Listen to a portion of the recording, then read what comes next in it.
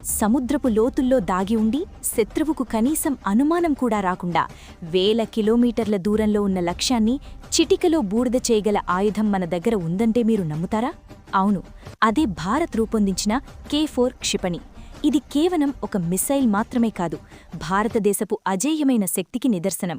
ఈరోజు మన వీడియోలో ఈ ఘోస్ట్ మిసైల్ గురించి 6 ఆసక్తికరమైన విషయాలు తెలుసుకుందాం. నంబర్ 1. అసలు ఈ K4 క్షిపణి అంటే ఏమిటి? K4 అంటే కలాం 4 అనేది ఒక అణ్వాయుధాలను మోసుకెళ్లగల SLBM అంటే సబ్మరీన్ లాంచ్డ్ బాలిస్టిక్ మిసైల్. అంటే దీనిని కేవలం జలాంతర్గాముల నుండే ప్రయోగిస్తారు. పరిధి: ఇది 3500 నుండి 4000 కిలోమీటర్ల దూరంలోని లక్ష్యాలను ఛేదించగలదు. టెక్నాలజీ: దీన్ని కోల్డ్ లాంచ్ పద్ధతిలో ప్రయోగిస్తారు. అంటే ఇది నీటి లోపల నుండి గ్యాస్ పీడనంతో బయటకు వస్తుంది.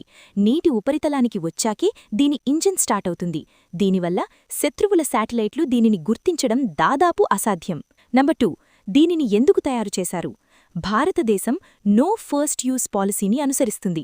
అంటే మనం ఎవరి మీద ముందుగా అటాక్ చెయ్యం, కానీ ఒకవేళ ఎవరైనా మనపై అణుదాడి చేస్తే వారిని కోలలేని విధంగా దెబ్బకొట్టడానికి మనకు సెకండ్ స్ట్రైక్ సామర్థ్యం ఉండాలి.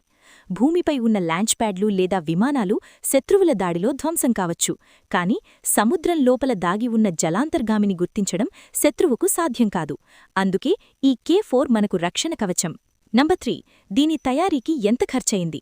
ఖచ్చితమైన అంకెలు గోప్యంగా ఉన్నప్పటికీ అరిహంత్ క్లాస్ జలాంతర్గాములు మరియు ఈ క్షిపణుల అభివృద్ధి project, advanced technology vehicle project మొత్తం వ్యయం సుమారు 30,000 కోట్ల పైమాటే అని అంచనా. అమెరికా లేదా రష్యాతో పోలిస్తే భారత్ చాలా తక్కువ ఖర్చుతోనే ఈ అత్యున్నత సాంకేతికతను సొంతం చేసుకుంది. నంబర్ 4. దీనిని ఎవరు, ఎక్కడ తయారు చేస్తున్నారు? ఇది పూర్తిగా మేక్ ఇన్ ఇండియా గర్వకారణం. Hyderabad DRDO advanced systems laboratory దీనిని రూపొందించింది. భారత్ డైనమిక్స్ లిమిటెడ్ మరియు కొన్ని ప్రైవేట్ సంస్థలు దీని విడిభాగాలను తయారు చేస్తున్నాయి. విశాఖపట్టణంలోని షిప్ బిల్డింగ్ సెంటర్లో తయారైన INS అరిహంత్, INS అరిఘాట్ వంటి జలాంతర్గాములే దీనికి నిలయం. నంబర్ 5. దీనివల్ల భారత్కు కలిగే లాభం ఏమిటి? ఈ క్షిపణితో భారత్ న్యూక్లియర్ ట్రయాడ్ని పూర్తి చేసింది. అంటే మనం భూమి, ఆకాశం మరియు సముద్రం ఈ 3 మార్గాల నుండి అణుదాడి చేసే శక్తిని పొందాం. చైనా లేదా పాకిస్తాన్లోని కీలక నగరాలు ఇప్పుడు మన జలాంతర్గాముల పరిధిలోకి వచ్చాయి. మనం సముద్రంలో ఎక్కడో ఉండి కూడా శత్రువును దెబ్బకొట్టగలం. ఇది మన దేశ సరిహద్దుల్లో శాంతిని నెలకొల్పడానికి సహాయపడుతుంది. నంబర్ 6.